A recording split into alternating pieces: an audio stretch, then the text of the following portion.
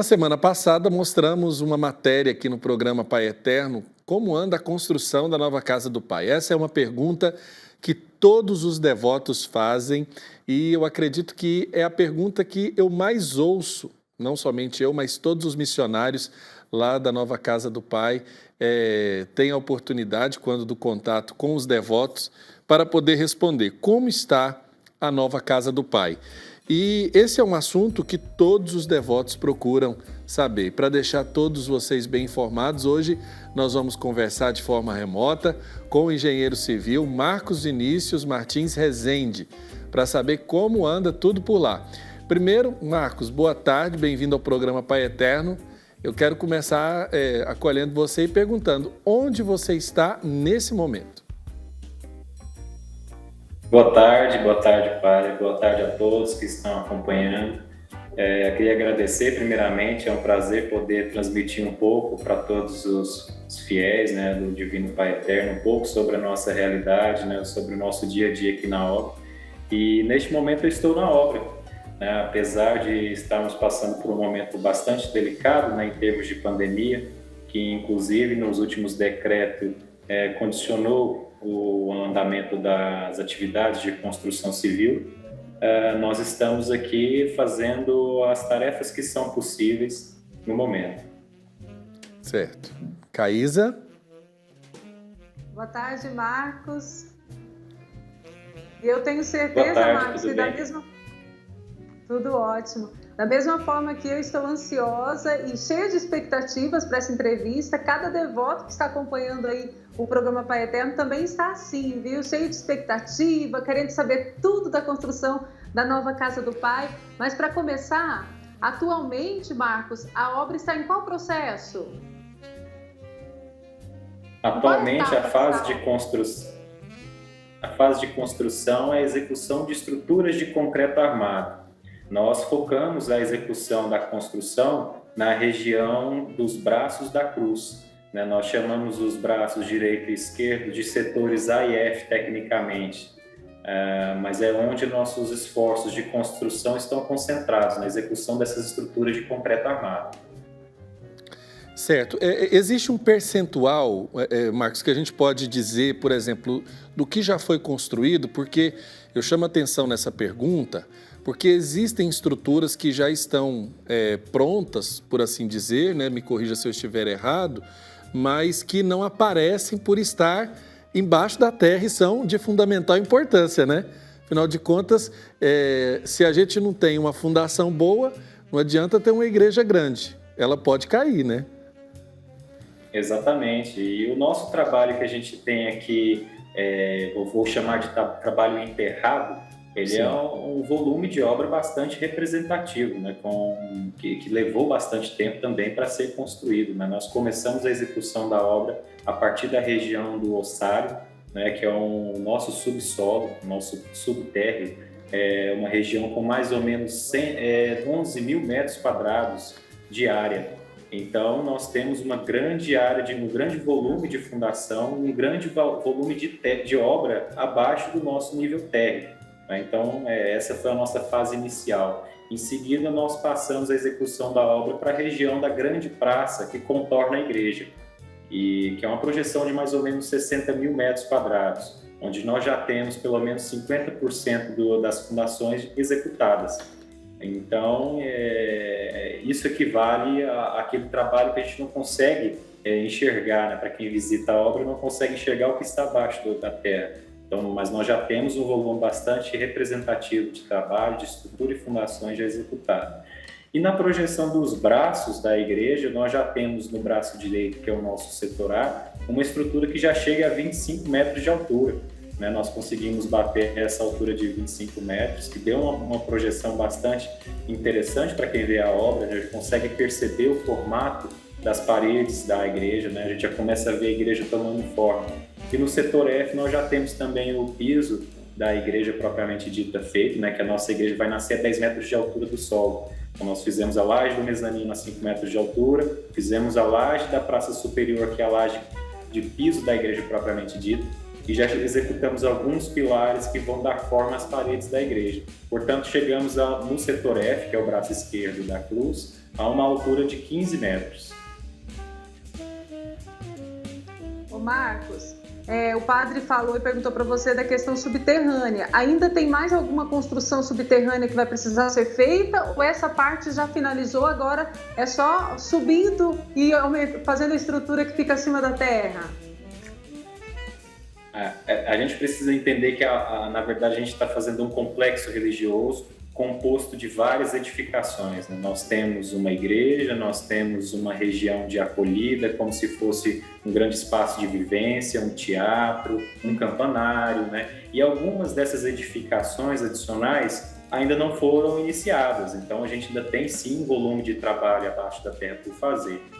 No que diz respeito à projeção da igreja, a cruz latina, não é? Que em planta a igreja tem um formato de cruz, né, em vista de topo. Nessa projeção nós já temos o trabalho de fundações concluído.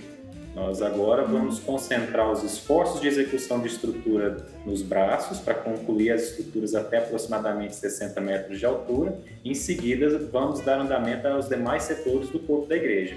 Somente após concluirmos a igreja propriamente dita é que vamos dar continuidade nos outros trabalhos relacionados aos anexos da igreja, vou chamar assim, são as estruturas de acolhida, a Torre dos Sinos. Então, a execução do complexo religioso está pensada para começar da parte principal, que seria a igreja propriamente dita. Certo. Agora eu queria perguntar sobre as pessoas. Esses dias atrás eu tive a oportunidade de subir lá no terreno, né, de estar ali no canteiro de obras. Eu gosto de vez em quando de passear por lá para ver como é que está o movimento, Marcos. Quantas pessoas, em média, estão trabalhando nesse período da pandemia aí na obra? Tá, eu vou demorar um pouquinho mais para explicar essa resposta, até porque a gente precisa compreender o que são os reflexos da pandemia na nossa realidade da construção. Então, desde o princípio da pandemia, a gente tem tido total preocupação em termos da seriedade do assunto, né? Até porque um surto de pandemia aqui na obra poderia significar a total paralisação.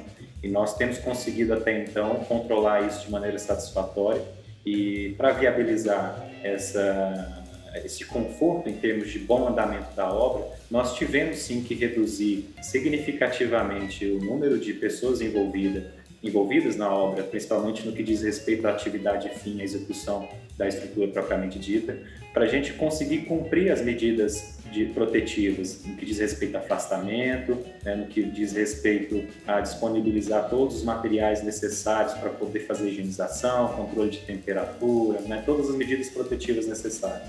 E chegamos à conclusão que mais valia a gente conseguir tocar a obra num ritmo que propiciasse maior segurança para os envolvidos do que corrermos o risco de ter um surto de pandemia na obra e ter uma paralisação por completo. E chegamos à conclusão que tivemos que enxugar o nosso efetivo de operários a cerca de 50 pessoas. Obviamente, no decorrer desses últimos meses, né, desde o início da pandemia, na verdade, a gente passou por algumas situações que foram decretos que paralisavam por completo, temporariamente, algumas atividades, como aconteceu, por exemplo, na semana passada. Nenhuma atividade de construção civil poderia ser executada, a não ser que fosse aquelas de interesse de infraestrutura, de interesse público, né? Então, a gente teve que cumprir em atendimento ao decreto. Fora isso, nós temos o plano de contingência de pandemia, de continuar com esse efetivo reduzido, de pelo menos uns 50 operários, onde a gente consegue controlar com efetividade as questões relacionadas às medidas protetivas, controle de temperatura, afastamento e tudo mais. Isso eu estou falando para as atividades relacionadas especificamente à mão de obra de execução de estrutura. Mas, obviamente, nós temos outros trabalhos também relacionados à obra, que são trabalhos de escritório, produção de projetos, medições, cotações, né, que são os trabalhos que a gente consegue fazer remotamente, não envolve aglomerações, né, então a gente conseguiu tocar esse tipo de trabalho com normalidade. Agora, no que diz respeito à execução de obra propriamente dita, a gente espera por uma normalização da pandemia para podermos introduzir maior número de operários na obra com segurança. Certo. Eu queria aproveitar, Caísa, perguntar para o Marcos o seguinte, que ele disse que a construção está concentrada hoje nos 2 braços da cruz. Tanto é que, para quem passa ali na rodovia, a gente já vê como você está vendo aí na sua tela, do seu lado esquerdo, por assim dizer, né? Eu acho que é o esquerdo mesmo. Ali tem já uma parte daquilo que a gente já observa no projeto da igreja, que é um lado do braço da cruz. Daquele ponto, ainda vai subir mais, não vai, Marcos? Sim, sim. Na verdade, aquela região saliente mais alta que a gente consegue enxergar, ela é correspondente à região da Capela do Batismo, que fica ali na projeção do braço direito da cruz. A estrutura deve subir até pelo menos 60 metros de altura, atualmente está em 25, então é mais que o dobro. A gente ainda vai chegar a 60 metros e a partir dali, não naquela região do setor A, mas a cúpula que fica na região central da igreja subiria mais 30 ou 40 metros para chegar até uma altura total de 100 metros de altura, que é a altura máxima da igreja. Entretanto, nos braços, né, vou falar nos braços, cabeça e pé da cruz, a nossa estrutura vai chegar a uma altura de 60 metros. Ô Marcos, e quando se fala em construção da igreja, você está falando que cada setor, agora nós estamos no setor dos braços da cruz, e vai decidindo cada setor. Como que é decidido? Explica para quem está acompanhando o programa. Agora nós vamos para esse setor da construção, agora vai para esse. É conforme as doações que chegam ou não? É conforme a construção, o caminho da construção mesmo que tem que ser em sequência? Explica para a gente. Na verdade, tem os 2 fatores, né? Nós temos questões relacionadas à própria natureza técnica do projeto, né? E a sequência construtiva lógica, né? Que seria aquela mais fácil de executar e mais otimizada, que seria executar a obra de dentro para fora, né? Até porque se a gente começasse a executar estruturas fora ou circular, contornar a igreja, a gente teria alguma dificuldade de executar trabalhos no centro. Então, a sequência de execução mais intuitiva é que a gente parta primeiro do miolo, do meio, né, da cruz propriamente dita, e a gente vai andando com a obra de estrutura para as regiões mais extremas. Agora, obviamente, a questão da produtividade da obra, do avanço físico, ele é diretamente condicionado e proporcional aos insumos, né, às doações, né, a devoção, a oração, é claro que ajuda muito, mas a obra é tocada efetivamente com os insumos que nós temos, né? Nós passamos por um momento também que os materiais de construção civil, de uma forma geral, né, estão com preços bastante elevados, né? E alguns, inclusive, a gente está tendo certa dificuldade para conseguir disponibilidade, por exemplo, no que diz respeito ao aço. A gente não está conseguindo contar com que o material chegue no prazo que costumava chegar antes da pandemia, né? Esse é um reflexo da pandemia, né, que a gente teve, né, nesse campo, não só do aço, mas também do cimento, né? Uma falta de disponibilidade de insumos no mercado e a gente está sofrendo também com esse tipo de fator, né? Então, tem várias questões associadas, né? Mas de uma forma sintetizada, sim, o nosso andamento geral da obra, ele é ligado diretamente à contribuição dos fiéis. Certo. Agora, eu gostaria que você falasse para nós sobre esse volume. Você estava explicando, por exemplo, daquilo que já foi construído, mas basicamente você disse no início que a fase da construção está concentrada no concreto armado, né? Esse volume de concreto, as pessoas, será que elas teriam condições de imaginar qual o volume de concreto já empregado e de aço, como você disse aí, para a gente ter o que a gente já tem hoje, que ainda não é, digamos, nós ainda temos muita coisa para ver construída mais para frente nessa obra? Sim, em termos de concreto, nós já temos aplicado em fundações, ossário, praça envolvente, né, aqueles pilares que nós executamos naquela região de 60 mil metros quadrados de circunferência, que é a praça que envolve a igreja, e as estruturas dos braços, nós já chegamos a mais de 15 mil metros cúbicos de concreto, né?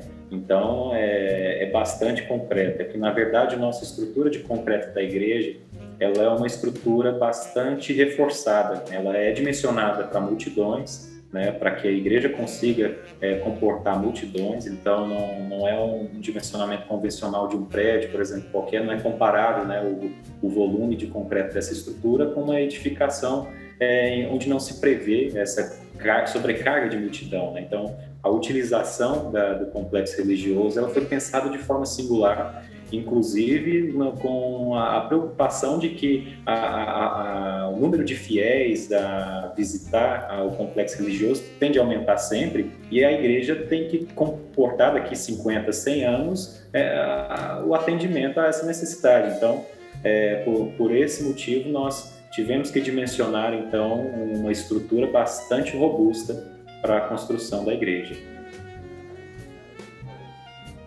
Ô Marcos, e diante de uma igreja tão grande, com expectativa assim, para ser uma igreja para acolher, como você já disse, bem cada devoto, não tem como determinar, não é, Marcos? Vai ficar pronta daqui tantos anos? Não, é essa previsão, até porque tem vários fatores aí que influenciam, como nós já citamos alguns. Exatamente, inclusive a questão da pandemia é um deles. A gente não sabe até quando nós vamos ter que continuar o andamento da obra com essas condições mais seguras, né? A gente não sabe se a gente vai conseguir, a partir do próximo ano, a partir desse ano ainda, já introduzir um ritmo maior de produção na obra. A gente não sabe também se as doações irão andar no sentido também de crescimento e conformidade e coerência com o esforço necessário de andamento na obra, de insumos na obra, né? Então a gente não consegue mensurar isso de pronto, de imediato. Certo. Agora eu pergunto sobre o acesso ao canteiro de obras. Vocês já estão pensando uma acessibilidade para quem vem à Trindade visitar e ver aquilo que já está pronto com segurança? Sim, essa inclusive foi uma das situações onde a Nova FIP atuou bastante, né? Nós temos hoje já um mirante na Capela do Cruzeiro, é um local de acesso público, onde qualquer pessoa poderia acessar a obra.